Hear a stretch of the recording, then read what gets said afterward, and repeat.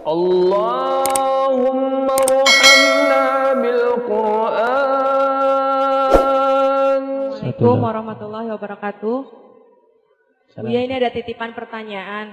Teman saya bekerja di Bank BTPN Syariah.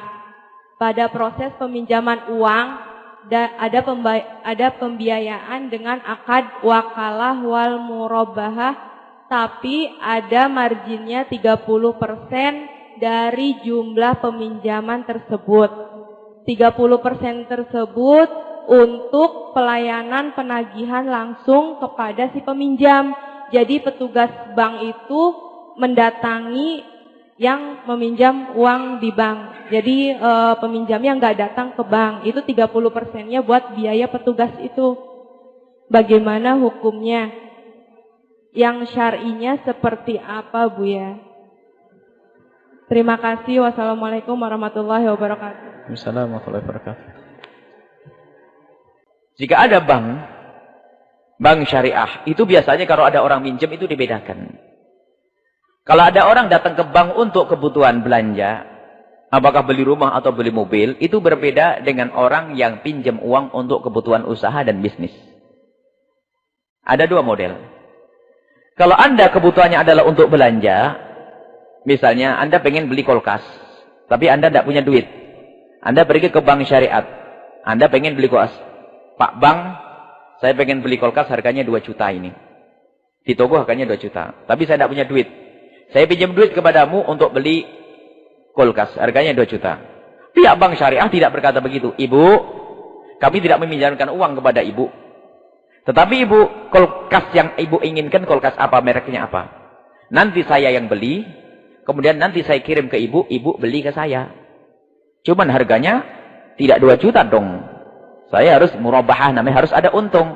Saya jual menjadi 2 juta 200. Ibu bayarnya kredit. Nah itu baru boleh. Karena saya pihak bank Islam, bank syariat. Ibu beli kulkas, jadi ibu yang beli adalah saya. Sama ibu pengen beli mobil. Harganya berapa, Bu? Harganya 200 juta. Baik ibu, saya tidak pinjam uang. Akan tapi mobil apa yang ibu inginkan? Saya pengen mobil Avanza, merek Avanza. Warna apa? Warna putih. Baik, saya akan datangkan mobil. Jadi saya yang beli ke showroom mobil. Kemudian mobil itu saya jual ke ibu. Dari 200 juta menjadi 220 juta. Cuman bedanya ibu bayarnya kredit. Itu tidak ada riba. Karena apa? Saya ngambil untung. Karena ibu bayarnya kredit kepada saya. Kreditnya mah benar, bukan kredit yang dicerumuskan ke bank. Anda kredit benar ke saya. Ada lagi, tujuannya bukan untuk beli barang begitu. Untuk bisnis. Saya pengen pinjam uang, Pak Bang, tapi untuk bisnis. Bisnis apa? Toko. Berapa modalnya? 50 juta. Baik, modal 50 juta. Maka di sini ada namanya bisa murabahah misalnya. Anda bekerja, nanti kira-kira untungnya dibagi. Untungnya dibagi. Baik, untungnya dibagi nanti harus benar. Tapi Anda ini saya tidak kenal dengan Anda ini. Benar atau tidak? Maka demi keselamatan harta saya, maka saya harus memasang orang yang bakal kontrol. Karena Anda sudah komitmen kerjasama dengan saya, tolong yang kontrol ini Anda biayai. Sebab kesananya pakai motor, biaya bensin, sananya ini, uang makan dan sebagainya Anda biayai. Jadi berkirakan maka karena biayanya terserah sesuai kesepakatan. Apakah nanti 20 ribu atau 1 juta atau 500, yang jelas ini bakal kontrol Anda. Dan bakal nagih. Kalau ada untung dan sebagainya. Maka ini namanya, biaya ini ditanggung oleh orang yang pinjam duit. Maka ini wajar. Yang demikian ini adalah sesuatu yang syar'i. Yang nggak benar adalah ibu, saya kasih modal 150 juta, tapi tolong nanti kembalikan 55 juta. Itu riba. Cuman perlu dijelaskan saja, namanya penjelasan syariatnya saja. Maka dari itu, kalau dari pihak perbankannya, itu ternyata tidak pernah belajar syariat, apalagi lulusan konvensional, biasanya salahnya di sini, di saat menjelaskan kepada nasabah. Sehingga ilmu yang waktu di bank konvensional dibaca di sini. Maka tetap salah transaksi. Sebab halal, padahal halal haram itu intinya di transaksi. Kalau transaksinya salah, maka jadi haram. Maka dari pihak bank pun harus banyak-banyak memberikan pelatihan kepada orang yang pegawai-pegawai, khususnya pegawai yang direkrut dari bank bank konvensional, pindahan-pindahan, atau dia alumni bank konvensional, barangkali yang kita ambilkan ilmu manajemennya atau ilmu tentang akuntansinya, tapi untuk syariatnya harus diberi suntikan syariat supaya tidak salah di dalam menjelaskan tentang transaksi-transaksi tersebut. Baik, jadi boleh kalau seandainya dari pihak yang meminjam uang, dia itu bertanggung jawab untuk membiayai orang yang bakal mengontrolnya. Karena juga yang perlu diperhatikan, sebetulnya di dalam undang-undang yang sesungguhnya di dalam dunia perbankan itu, di antaranya ada Dewan Rokobah yang bakal mengontrol. Itu tuh melihat ibu tuh pinjam duit untuk dagang apa. Jangan-jangan dagang bir. Kemudian akan dikontrol ini, nggak boleh dagang ini, nggak boleh dagang itu. Aslinya begitu. Cuman Dewan Rokobahnya berfungsi atau tidak? Dewan kontrolnya ini ada fungsi atau tidak? Aslinya begitu. Ibu dagangannya tidak boleh dagangan homer. Kemudian kalau sudah masuk waktu bayar zakat, harus keluarkan zakat. Ada kontrolnya di sini. Karena Anda bergabung dengan kami, maka Anda pun harus siap kami atur untuk syariat. Itu artinya begitu, aslinya. Kalau ada kekurangan-kekurangan, itu yang harus segera dibenahi. Maka munculnya Bank Islam, apapun bentuknya, itu adalah yang sudah dinanti-nanti. Kalau ada kekurangannya, maka bagi semuanya punya kewajiban untuk menyempurnakan. Dan seperti ibu yang bertanya, barangkali ada yang berlebihan di dalam mengambil kelebihan yang mengambil berlebihan tentang biaya untuk wakalah yang diwakilikan atau orang yang dibiayai untuk mengontrol, itu perlu dibicarakan tawar-menawar. Jangan terlalu mahal lah. Masa orang seperti itu kita biaya seperti ini? Bisa saja. Jadi bisa dibicarakan. Akan tapi ingat, jangan serta-merta menolak tentang syariat. Tetapi kalau memang ada yang kurang, yuk kita bangun bersama-sama, kita sempurnakan. Jangan seperti sebagian orang yang langsung serta-merta itu menolak sesuatu yang pengen diislamkan. Alasannya sama. Jangan sampai kita seperti orang Yahudi, di saat diharamkan riba, ia berkata, innamal bai'u mithlul riba. Sama jual beli itu dengan riba. Jual beli cari untung, riba cari untung. Apa bedanya? Itu orang Yahudi. Padahal riba adalah kadang-kadang bentuknya sama. Dan riba sendiri tidak harus ada yang dirugikan. Bahkan riba ada yang untung semuanya. Lihat riba. Riba kan ada 4 macam. Ada riba gorot, ada riba fadl, riba nasiah, ribayat, ada riba model 4. Ada riba itu yang sama menguntungkan, bayangkan. Tidak ada yang dirugikan, untung semuanya. Ibu pedagang emas. Ibu yakin saya itu banyak duit. Yakin tidak, Bu? Amin. Allah biar cepat beres. Yakin tidak?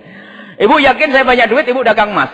Saya pengen belanja emas. Bu, aduh emasnya bagus nih. Bagus nih. Berapa gram ini? 50 gram. 50 gram, setengah on. Bagus. Aduh Bu, sayang duitnya belum ada. Gimana Bu? Karena ibu percaya dengan saya, di laci saya banyak duitnya. Kata ibu yang jualan emas, bapak yang jualan emas, sudah Buya bawa aja lah. Bawa. Akhirnya terjadi transaksi jual beli. Saya membawa emas. Bayar duitnya kapan? Besok. Itu haram. Padahal saya untung dapat emas bagus. Besok pun saya bayar. Karena apa? Transaksi antara emas dengan uang ini tidak boleh ada yang terlambat. Lihat riba di sini. Ribanya ada salah satu transaksi yang tertunda, yaitu pembayarannya. Makanya kredit emas nggak boleh, kredit perak nggak boleh, kredit antara uang dengan uang nggak boleh, transaksi uang dengan uang harus dibayar spontan, kontan, serah terima, dolar dengan rupiah diberikan. Nggak boleh dolar bayar dulu, rupiah kirim besok, nggak boleh. Itu masuk riba. Nah, riba seperti ini pun tidak ada yang dirugikan. Semuanya sama-sama untung. Lihat pedagang emasnya untung. Saya dapat emas baru untung, tidak ada yang dirugikan. Jadi urusan riba ini urusan kepatuhan kepada Allah Subhanahu wa taala. Maka kami himbau, wahai kaum muslimin dan muslimat, kalau Anda ingin berkah, bukan saja berkah ada kemudahan, hindari riba, renten. Itu merugikan Anda yang pertama. Di dunia Anda rugi, kadang-kadang subhanallah. Memang kadang-kadang orang itu memang tingkat kecerdasan yang menjadikan orang itu terjerumus dan tidak terjerumus. Kemampuan berpikir. Kadang-kadang pinjam duit renten, itu duit belum dipakai, sudah ditagih. Sudah begitu senang itu orang. Sehingga kita tanya, ibu untungnya berapa dalam sehari? 70.000. Untuk rentennya 60.000 misalnya. Jadi jangan berurusan. Pertama bukan urusan untung. Berkahnya tidak ada kalau kita urusan dengan renten. Maka kita doakan semua yang urusan renten, semoga diberi kesadaran dan diberi pengampunan oleh Allah. Segera tobat kembali kepada Allah. Banyak.